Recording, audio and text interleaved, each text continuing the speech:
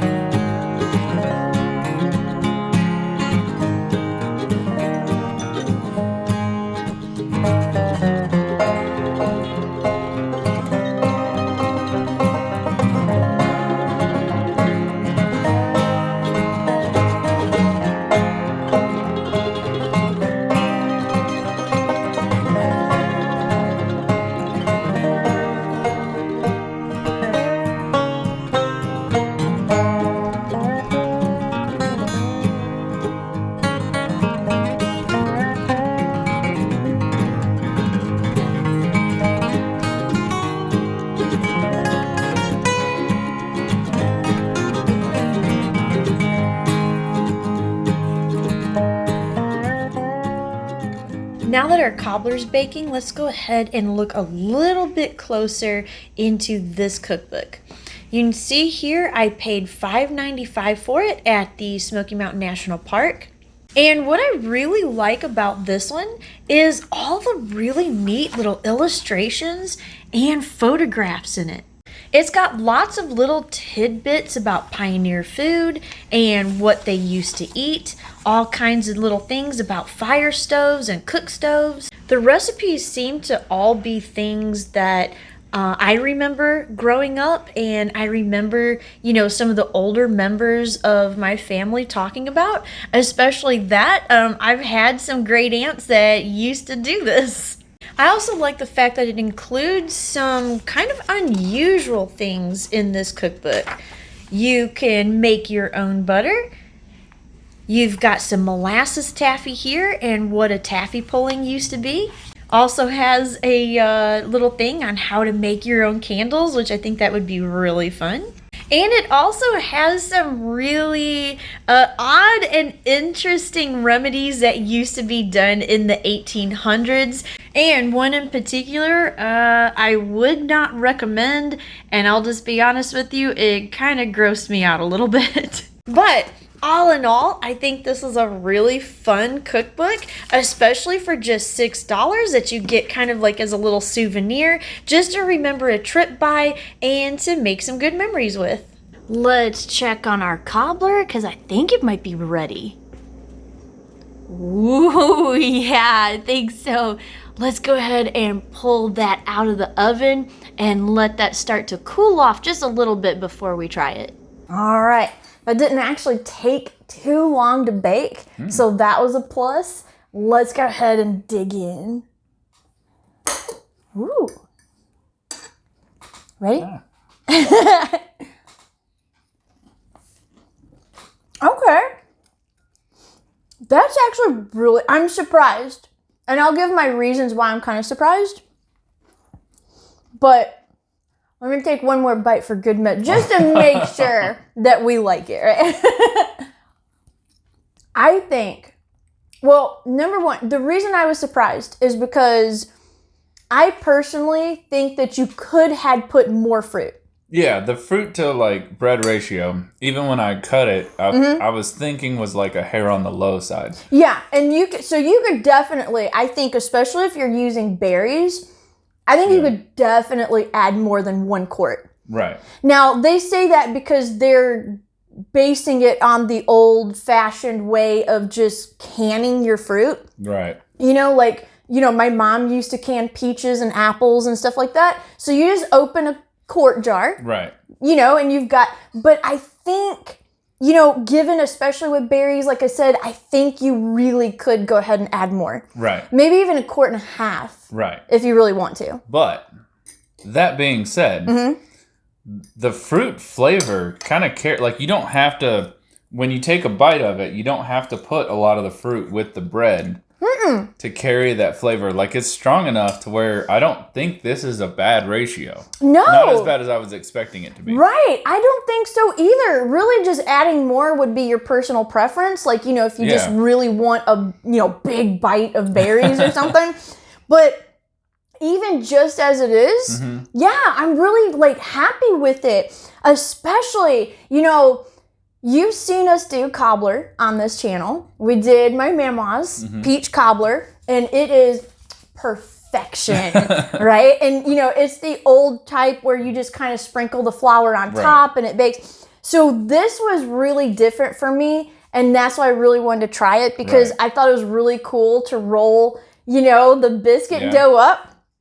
And I think it really works. Yeah, I agree. I think it still has what you expect in a cobbler where you've got that crunchy surface on top and then you get into a little bit more gooey as it gets into the fruit, and it still has that quality. I was afraid you'd lose some of that because, the bread is just kind of more distant, I guess, from the layer of fruit. But you don't really lose that.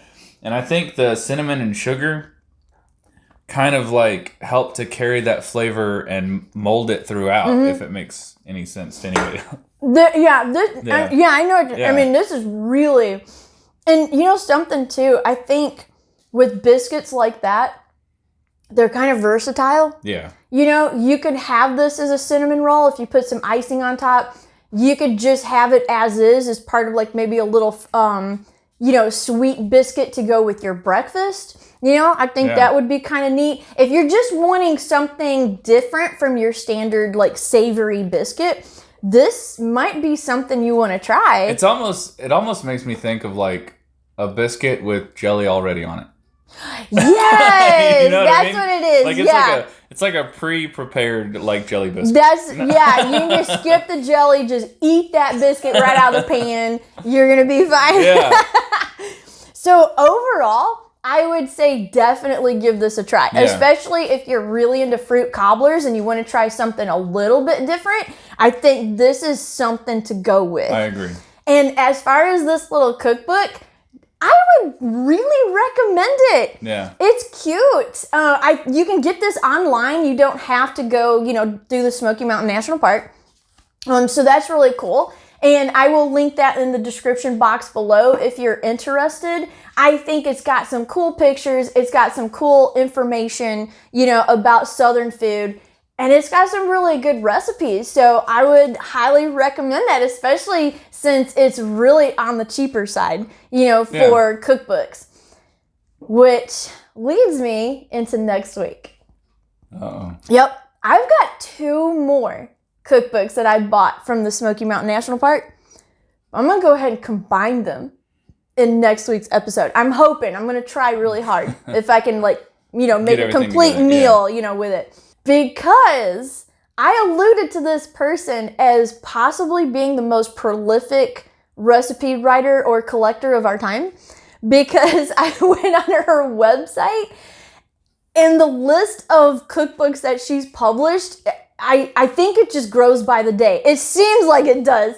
Wow. Yeah, and I've even thought about, would it be really fun to order some from her and get some more in so we can maybe do some more on her cookbooks, because they're extremely reasonable, like really well priced. So I think next week, let's go ahead and look at both of the cookbooks that I picked up from her. And then we may possibly do a future episode in which we order some and test out some other. She's got some really interesting titles. I'll just leave it at that. Yeah, we shall see. Really interesting. So I think it's like a cool niche cookbook, you know, collection if you want to go in that, you know, direction.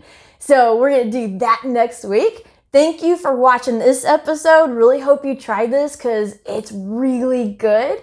And we'll see you next time. Bye. And if you like historical cooking and unusual cookbooks, here's 2 more videos you might enjoy. And make sure to like and subscribe for more foodie adventures.